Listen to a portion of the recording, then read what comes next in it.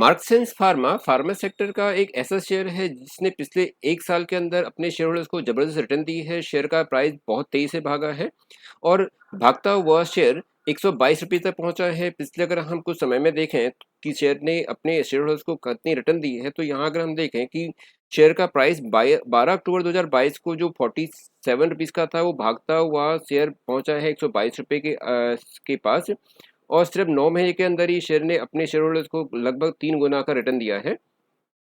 Company की presence USA, Canada, Australia, South East Asia, Africa, Latin America, Russia जैसे बहुत सारे कंट्रीज में लगभग पूरे वर्ल्ड में कंपनी का अपना एक प्रेजेंस है। कंपनी के पोर्टफोलियो में 500 से ज़्यादा प्रोडक्ट्स हैं। तो आज हम एनालाइज करेंगे इसी शेयर्स के ऊपर और जानेंगे कि कंपनी में अगर हम इस समय इन्वेस्टमेंट करते हैं तो हमें कितना रिटर्न मिल सकता है और शेयर का प्राइस यहाँ से कहाँ और किस ओर जाएगा।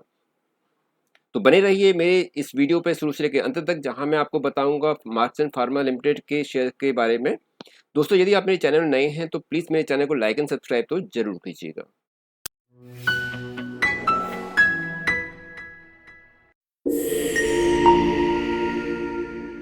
मार्क्स फार्मा ए ग्रुप का एक ऐसा शेयर है जो एनएससी और बीएसई दोनों ही स्टॉक एक्सचेंज में रजिस्टर्ड है। कंपनी की मार्केट कैप्चरिंग है 5254.41 करोड़ की। पिछले 1 साल में शेयर का प्राइस ₹45 से बढ़कर के ₹122 हो गया है, यानी कि कंपनी ने अपने शेयर होल्डर्स को 3 गुना की रिटर्न दी है।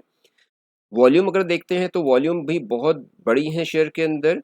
कंपनी के शेयर पे 3,97,907 की वॉल्यूम थी जो पिछली क्लोजिंग हमने देखी है शेयर में। प्रीवियस जो शेयर का क्लोजिंग है वो ₹115.94 का रहा है। अगर कंपनी के शेयर का पी रेशो देखते हैं, पी रेशो है 51.08, अर्निंग पर शेयर है 2.27, सेल है 153.01, फेस वैल्यू है ₹1 की शेयर्स की और अपने ₹1 की फेस वैल्यू पर कंपनी ने पिछला डिविडेंड दिया है 50%, यानी हर एक शेयर के ऊपर 50 पैसे का डिविडेंड कंपनी ने दिया है। यदि हम चार्ट पैटर्न को ध्यान से देखते हैं तो हमें देखने को मिलेगा कि शेयर का प्राइस बहुत तेजी से भागा है। एक अच्छा खासा ब्रेकआउट हमें देखने को मिला है शेयर के ऊपर। अगर हम देखें 30 सितंबर को, जहां पर शेयर का प्राइस ₹47 का था, यहां से भागता हुआ शेयर पहुंचा है अपने हाई पर और ₹122 के हाई पर पहुंचा था शेयर। जहां हम देखें 50 डीएम और 200 डीएम में, तो 50 डीएम और 200 डीएम को हम देखते हैं तो 50 डीएम में है 94.51, जबकि 200 डीएम में है 75.59 और दोनों ही जो 50 डीएम और 200 डीएम है शेयर अभी उससे ऊपर अपना ट्रेड करता हुआ दिखाई देता है।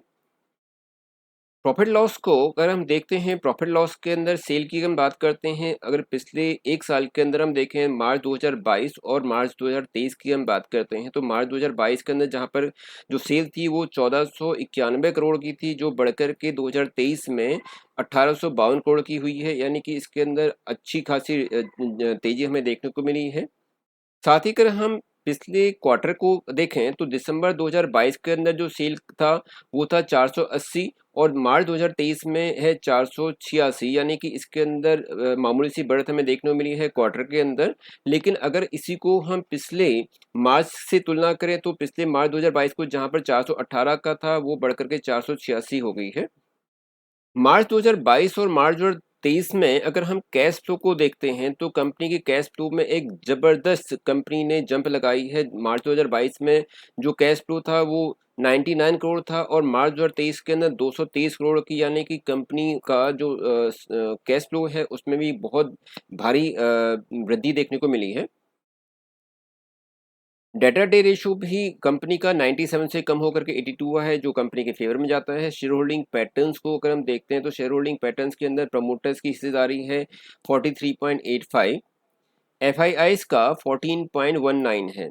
यहाँ पर ध्यान देने वाली बात यह है कि जो एफआईआईज का था, जो दिसंबर 2022 में 4.23 का इसमें अंदर शेयर होल्डिंग पैटर्न था, दिसंबर 2022 से मार्च 2023 और फिर जून 2023 में यहाँ पर बहुत ज़बरदस्त एडिंग हुई है। एफआईआईज ने इस कंपनीज के अंदर अपना जो ट्रस्ट है वो बनाया है, अपनी होल्डिंग को बहुत ज़्यादा बढ़ाया है। 4.23% से बढ़कर के जो शेयर होल्डर्स है एफआईएस का वो 14.1990 हो गया है।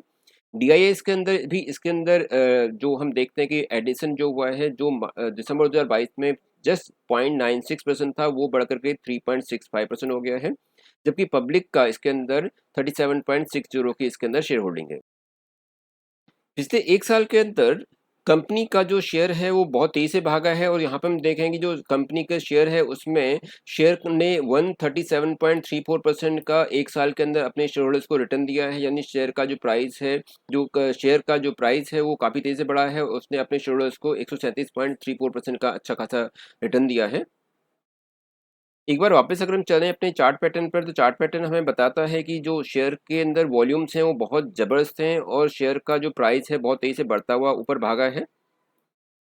कंपनी ने अपने शेयर होल्डर्स को अच्छा खासा रिटर्न दिया है और साथ ही एक अच्छा खासा ब्रेकआउट हमें आता हुआ दिखाई देता है। अगर हम यहाँ से देखें कि पिछले कुछ 1-2 ट्रेडिंग सेशन के अंदर जो शेयर का प्राइस है अपने हाई से थोड़ा नीचे गिरा है और पिछली क्लोजिंग इसने दी है ₹116.05 की। जहाँ हम देखें कि कंपनी का जो सपोर्ट है वो ₹110 के लेवल पर एक स्ट्रॉन्ग सपोर्ट हमें शेयर का देखने को मिलता है। अगर हम आरएसआई को देखते हैं तो आरएसआई लगभग 70 के आसपास है। यानी कि यहाँ पर थोड़ी-सी गिरावट जो नेचुरल है कि ओवरसोल्ड ज़ोन पे आते हुए दिखाई देती है तो वो सामान्य-सी बात है। तो हो सकता है कि शेयर यहाँ से थोड़ा-सा कंसोलिडेट होता हुआ वापस 110 के आसपास आए। लेकिन हम इसमें देखते हैं कि इसके अंदर वापस एक बहुत तेज़ी बनी हुई दिखाई देती है और इस शेयर के अंदर आने वाले समय में और भी बहुत तेज़ी से हमें दिखाई देती है। शेयर अपने प्रेजेंट लेवल से बढ़कर के शॉर्ट टर्म पे आसानी से 130 को छूता हुआ दिखाई देता है।